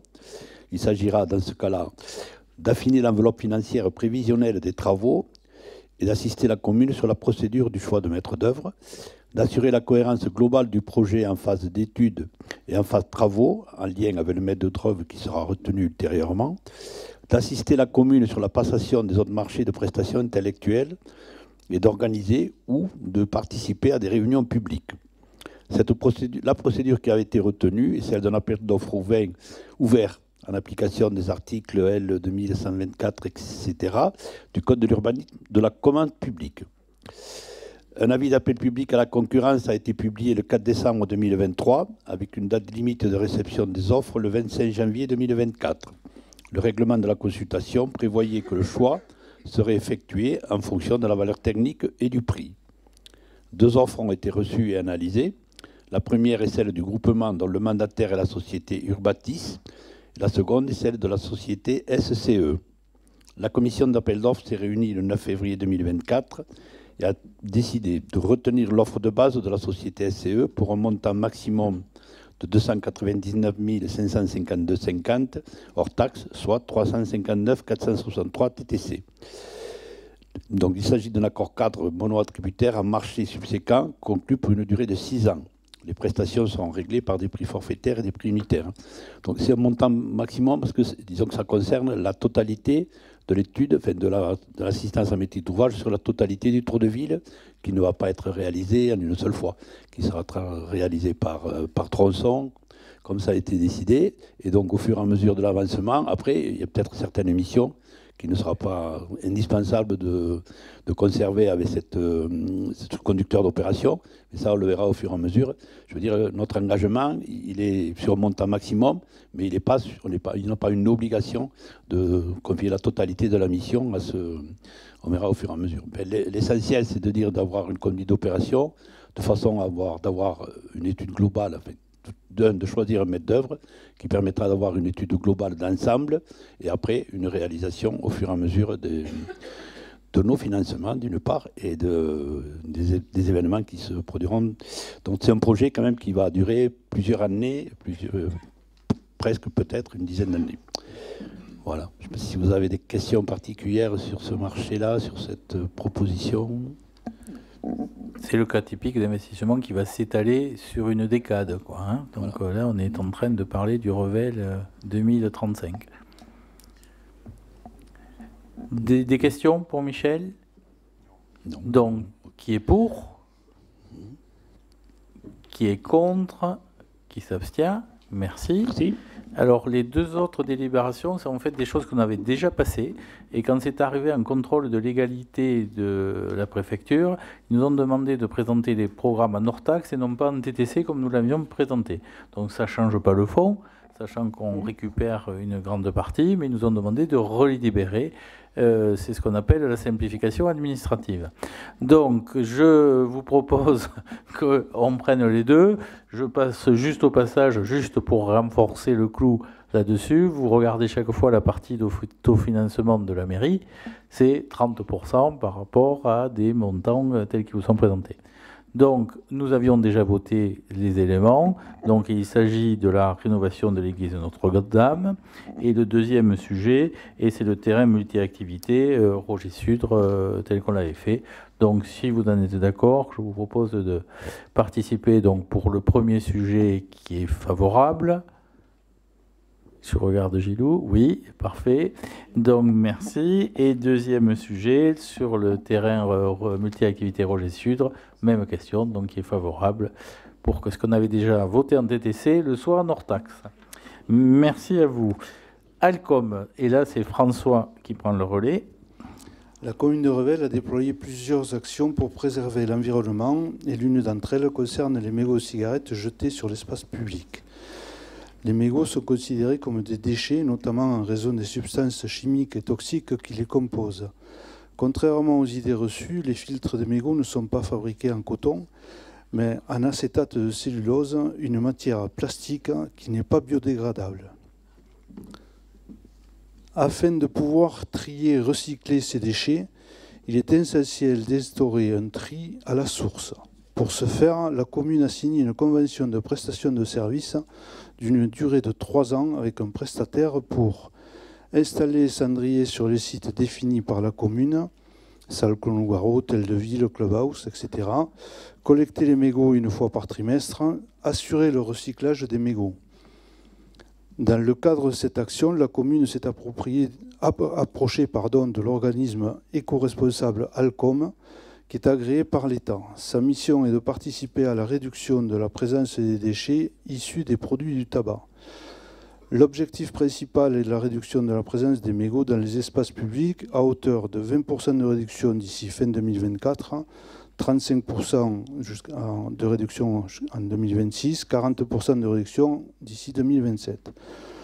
Pour atteindre ces objectifs, des actions mises en place sont les suivantes: sensibiliser par la fourniture d'outils de communication et de sensibilisation, mettre à disposition des cendriers, soutenir financièrement les communes qui s'engagent dans cette démarche, assurer l'enlèvement et la prise en charge des coûts de valorisation des mégots collectés sélectivement à hauteur de 100 kg de mégots massifiés.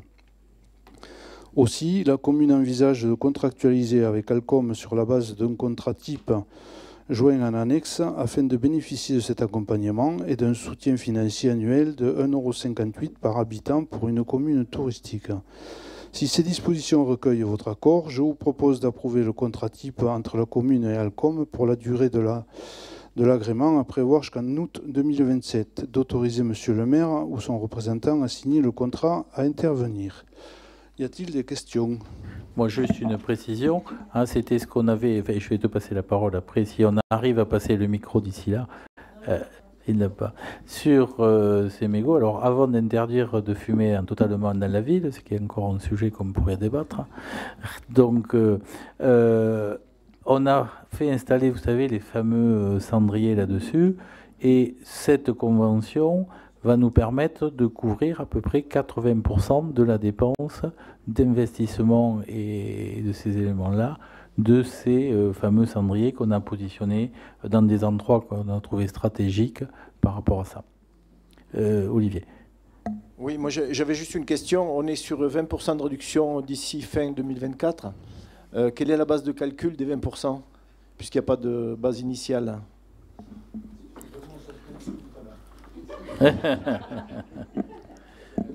Bon, il n'y a pas de réponse, mais c'est 20% par rapport à une base. Ouais, à peu près, ça va être...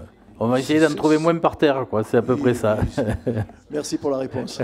On va essayer de trouver. Bah, déjà, je pense que les 20% autour de la salle Nougaro, on devrait les avoir.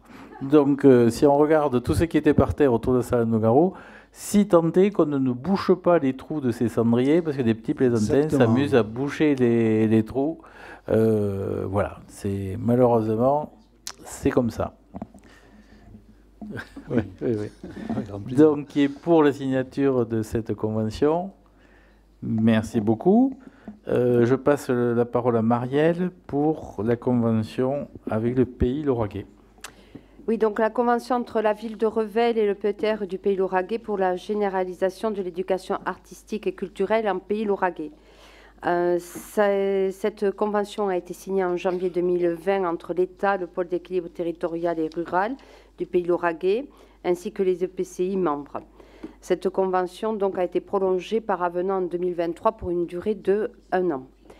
Ce premier cadre de conventionnement avait pour objectif de mobiliser les partenaires autour d'une ambition partagée en faveur de l'éducation artistique et culturelle pour tous, et en particulier de tendre à ce que 100% des enfants et jeunes de 3 à 18 ans bénéficient d'une action d'éducation artistique et culturelle.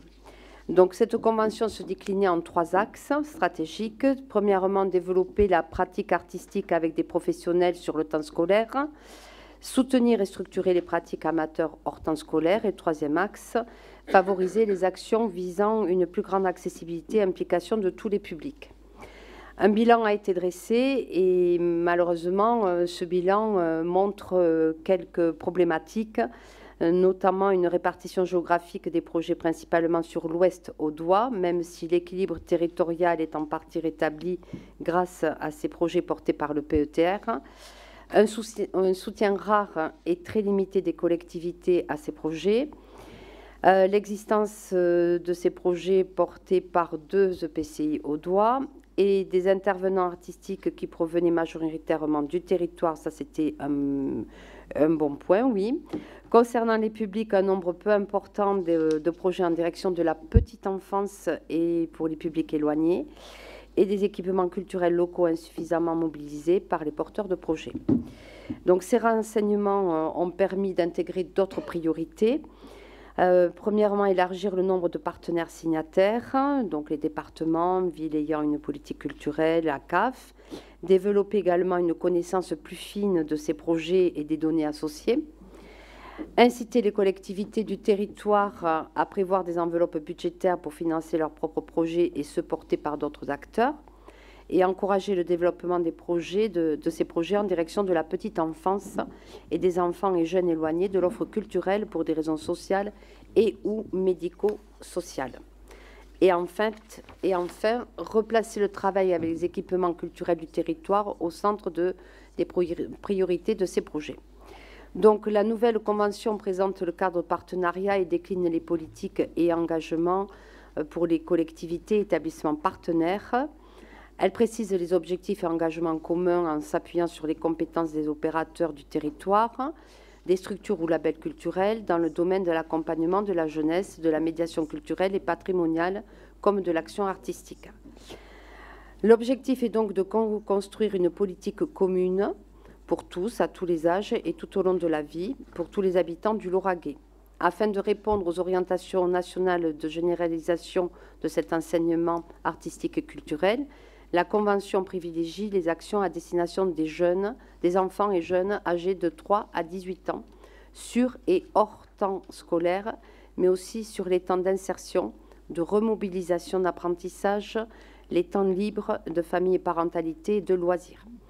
Donc cette convention s'appuie sur les 3 piliers de l'éducation artistique et culturelle qui sont fréquenter des œuvres et des lieux culturels, pratiquer une activité artistique avec un professionnel, acquérir des connaissances, et ceci à la suite donc de la précédente convention et de l'évaluation constatée. Le PETR a engagé une concertation visant à définir la stratégie culturelle qui sous-tend la nouvelle convention. Les résultats de cette concertation forment une stratégie culturelle pour le développement de l'éducation artistique et culturelle en Pays Lauragais et intègrent la convention et les documents cadres associés.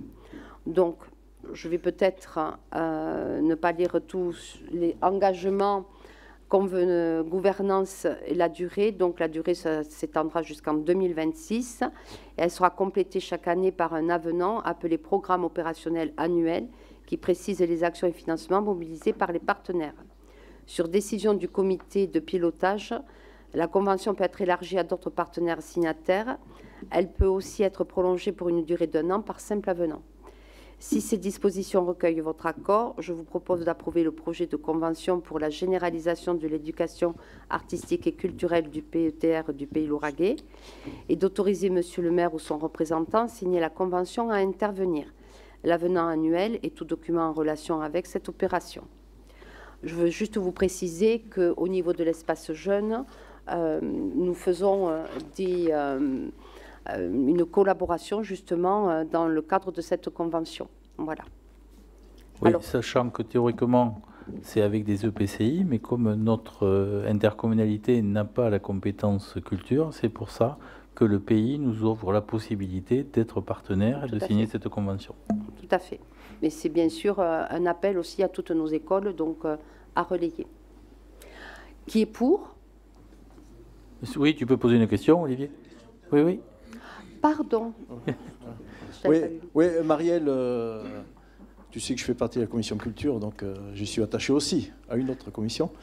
Je tiens à signaler aussi qu'à l'espace Monique Cullier, on fait aussi beaucoup d'activités dans ce sens.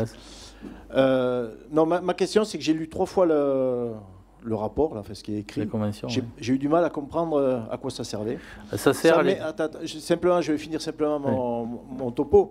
On nous vend une convention modifiée sur une analyse qui n'est pas complète, qui est même marquée complètement incomplète.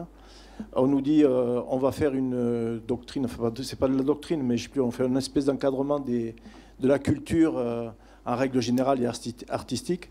Et je trouve que le vocabulaire employé est un vocabulaire plus militaire que arrondi, plus arrondi que pour des artistes. C'est-à-dire que les choses doivent être contractuelles.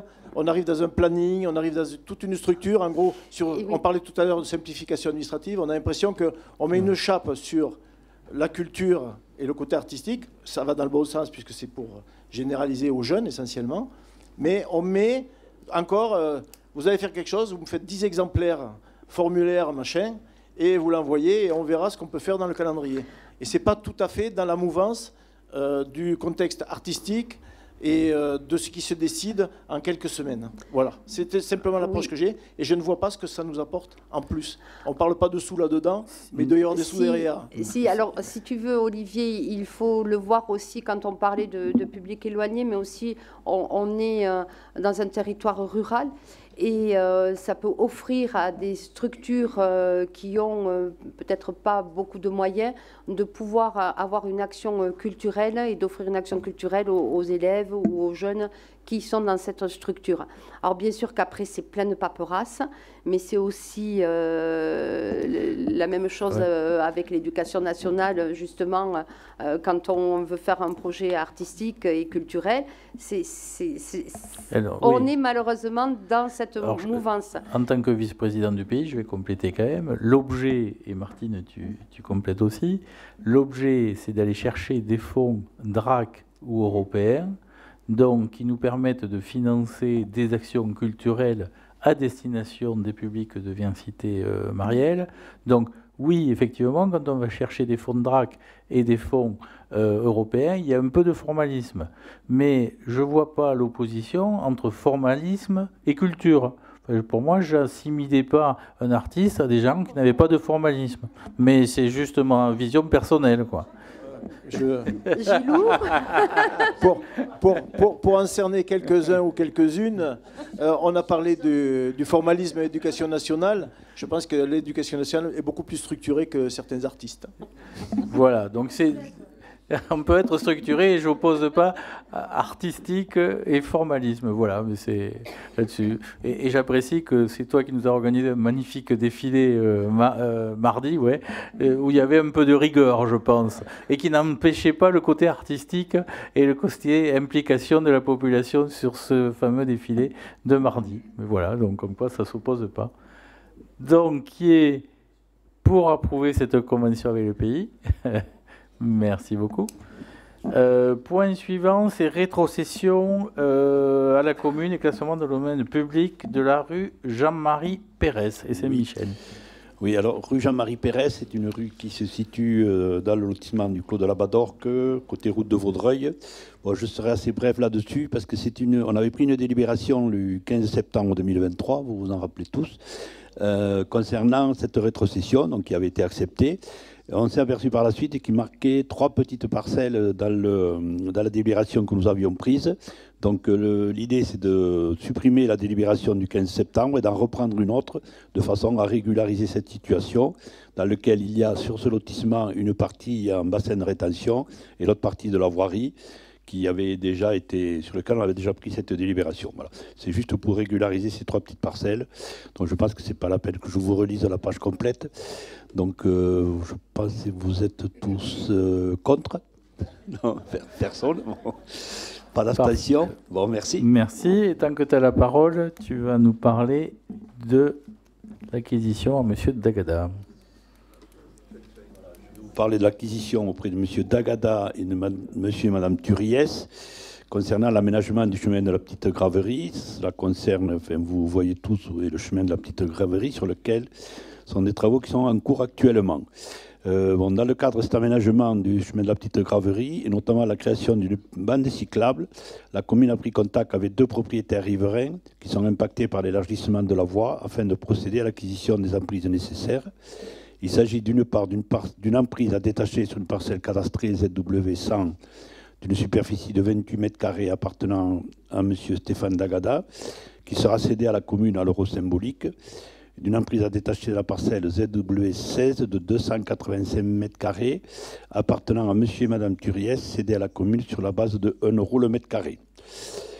Donc ceci, comme je vous le précise, c'est pour pouvoir avoir une piste cyclable conforme sur tout le long du chemin de la Graverie.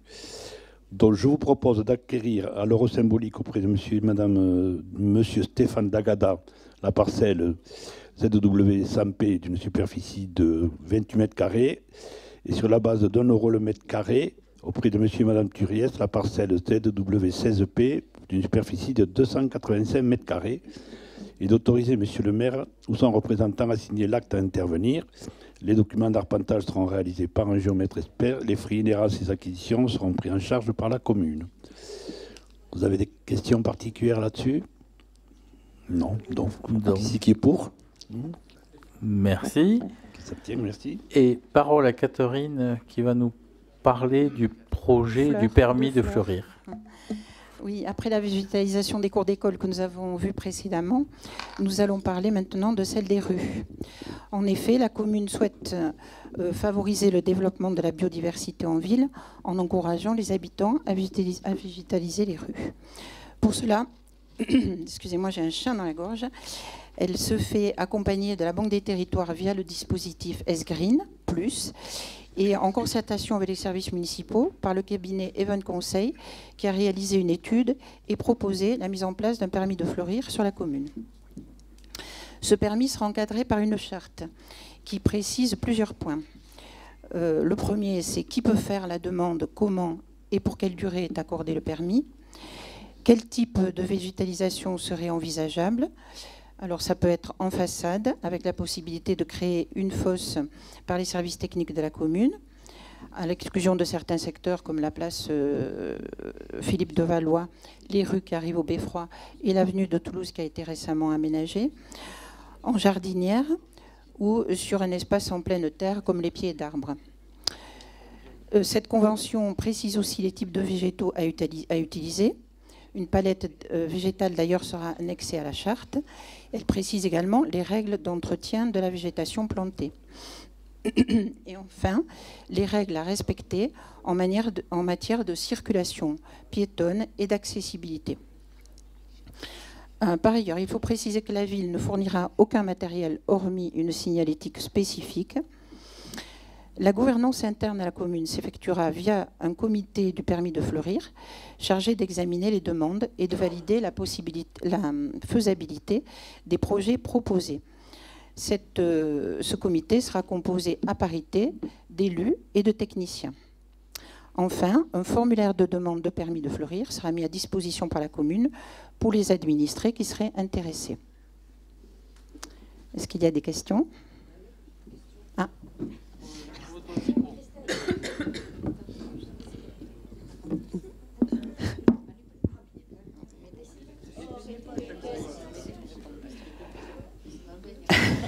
Il rigole parce que j'ai toujours des questions, mais c'est vrai. Je me demandais, donc, dans les rues, par exemple, donc il y a des endroits, si j'ai bien compris, on va pouvoir creuser pour mettre des végétaux en terre. C'est en espace urbain, ça, hein, parce qu'en espace urbain, évidemment, comme c'est généralement bétonné, il faut creuser. Mais par exemple, tu prenais le cas des rues qui ont été récemment refaites. Moi, je me demandais si, alors on a la possibilité, j'ai lu la convention, j'ai cru comprendre que je pouvais donc acheter un bac, suivant des tailles particulières, le mettre devant chez moi, et puis planter un truc qui grimpe. Ça, c'est faisable. Alors attention, parce que dans la Convention, on n'a pas mis tous les détails, mais il y a quand même un certain nombre de contraintes qui sont mentionnées en termes de hauteur de végétaux et de type de jardinière choisi également. Il y a, dans la Convention, il y a tout mais c'est faisable. Oui. Si je veux végétaliser, mais dans le respect de certaines contraintes. Quand même. Pardon, je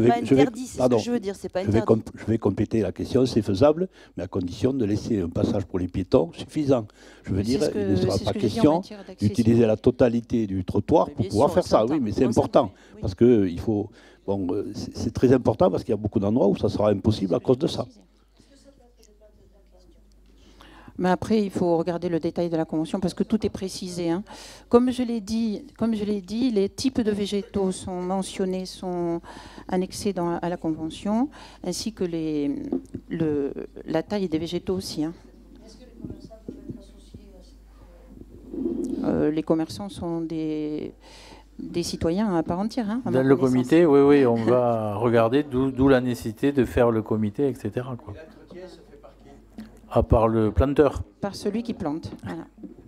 Et Christelle parlait de mettre on va dire, un vase ou quelque chose comme ça. Mais si devant chez toi, tu décidais de faire un trou, parce que je vois qu'en façade, c'est possible, comment on se positionne sur une rue qui vient d'être refaite? C'est pour ça qu'il y a un comité. Donc on fait ou on ne fait pas. C'est le comité c'est le comité qui dira on fait ou on ne fait pas. Le comité examinera toutes les demandes. Tu seras un membre éminent du comité, François. Non, certainement pas. Certainement pas, sinon ça ne va pas trop se fleurir. Non, mais donc, on va déposer des demandes et ce comité se réunira plusieurs fois dans l'année pour étudier la demande. En fonction du nombre de demandes, j'imagine. 2 fois dans l'année, Martine me souffle 2 fois. D'accord. Alors, c'est bien, donc je pense qu'il faut mettre un peu de fleurs, dites-le avec des fleurs. Donc si tout le monde est d'accord. Voilà, on va le faire comme ça. Parfait. Merci. Hop, pardon, tu t'abstiens ou tu votes contre? Ah, il s'abstient. Donc vous pourrez, une fois que ce sera planté, on portera quotidiennement une fleur à François. On va le noter à la délib. François, ne t'abstiens pas pour vendre l'action à la commune de Pamiers. Par délibération en date du 17 juin 2011, la commune de Revel est devenue actionnaire de la société publique locale ESPEL, agence régionale de l'aménagement et de la construction Occitanie, dont l'objet est notamment l'étude et la réalisation d'opérations de construction. La commune détient 23 actions d'une valeur de 100 € chacune. En 2019, la commune de Pamiers a sollicité la commune de Revel pour le prêt temporaire de 4 actions sur une durée de 2 ans renouvelable tacitement une fois, afin de pouvoir mener des opérations d'intérêt général sur son territoire. À l'issue de ce délai de prêt, la commune de Pamiers a manifesté la volonté de continuer à travailler avec la SPL l'ARAC Occitanie et a donc sollicité la commune pour en faire l'acquisition. Je vous propose donc de céder 4 actions à la commune de Pamiers à leur valeur nominale, soit un montant total de 400 €, d'autoriser monsieur le maire ou son représentant à signer les documents nécessaires à cette procédure de cession d'actions. Y a-t-il des questions?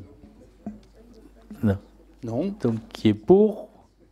Allez, c'est le début du financement de nos investissements. On a 400 € là. Donc, continuons. C'est Martine sur l'inscription au plan départemental des itinéraires de promenade et de randonnée. Et cela concerne la boucle Jefferson, qui est en fait la montée au lac de Saint-Féréol par le chemin du Rastel, partant du Beffroi, descente à la Gerbe. Bon, après, ça change de commune, ça passe sur Vaudreuil, les Brunels, et ça reviendra par la partie tarnaise et le chemin de la Pergue chez nous. Cet itinéraire pour la partie haut-garonnaise a été instruit et a été validé en commission permanente du département de la Haute-Garonne. Quand la partie tarnaise sera validée par l'homologue tarnais, nous pourrons baliser et l'indiquer sur le terrain. C'est un itinéraire que vous connaissez tous, mais qui est un produit d'appel. C'est un beau parcours de montée à Saint-Féréol, bien sûr, par ce chemin. On l'appelle la boucle Jefferson parce qu'il y a la statue de Jefferson et ça permet d'en parler. Voilà, donc ça permettra la promotion d'activités de pleine nature. Aujourd'hui, c'est pour la partie haut-garonnaise que je vous demande donc de délibérer sur l'inscription à ce plan départemental. Alors bien sûr, qui dit inscription dit que ce chemin ne pourra être ni aliéné ni supprimé sans que la commune n'ait au préalable proposé au département un itinéraire de substitution. Je pense que c'est un itinéraire qu'il faut conserver pour tous les besoins et les loisirs surtout. Est-ce qu'il y a des questions? Sinon, je vous demande d'approuver l'inscription de ce tracé définitif au PDI-PR1. Merci à vous. Et dernier point à l'ordre du jour, c'est des informations que je vous dois en application des articles L 2122-22 et 2122-23 du Code général des collectivités territoriales sur ce que j'ai fait ou pas. Je vous informe de la signature de convention entre la ville de Revel et la communauté de communes aux sources du canal Midi pour la mise à disposition pour une durée de 1 an renouvelable du local RPE, c'est-à-dire Relais Petite Enfance, au boulevard Jean Jaurès pour un montant de 6 400 € annuels, charges comprises, de la signature d'un bail de sous-location entre la commune et la docteure Mariana Gonzalez, cardiologue, pour la location d'un bureau dans notre centre municipal de santé, pour une durée de 1 an reconductible pour un montant mensuel de 470 €, charges comprises, de la fixation de tarifs de séjour de montagne pour les vacances d'hiver. Vous me ferez grâce, à moins que vous me le demandiez, mais c'est dans vos dossiers qui ont été faits, de la signature d'une convention entre la ville de Revel et M. Ludovic Marty pour la mise à disposition à titre gracieux d'un terrain au lieu-dit La Ponce afin d'en réaliser le fauchage. C'est le fameux terrain Borel qu'on a cité dans la première résolution sur lequel on le met à disposition non-agriculteurs pour en assurer la fauche. Et lui, il va garder le foin, bien évidemment. De la désignation d'un avocat en défense d'intérêts de la commune de Revel dans l'affaire qu'il oppose à monsieur et madame Duplex concernant une problématique de domaine public et de parcelles affectées ou pas au domaine public. De la modification des bénéficiaires sans changement des tarifs d'adhésion à la médiathèque et à la ludothèque, à savoir la création d'un tarif pour les moins de 18 ans et les adultes percevant l'AAH ou le RSA, c'est l'adulte handicapé, l'allocation adulte handicapé, et ou le RSA. Sur là aussi, on n'a pas touché les tarifs. L'objet de cette modification était de rajouter les demandeurs que j'ai cités. Du renouvellement de l'adhésion de la commune aux associations suivantes: Canal des Deux Mers, Association nationale pour le développement du cinéma en région, Un, c'est pour le canal du Midi, et l'autre, c'est pour le cinéma, comme son nom l'indique.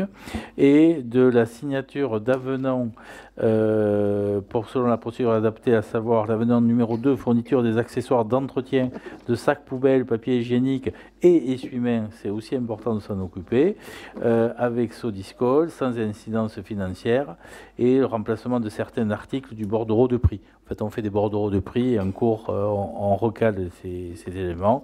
Et dernier point, de l'attribution de concessions, et vous me ferez grâce de vous citer l'ensemble des concessions funéraires qu'on a pu attribuer au cours de la dernière période.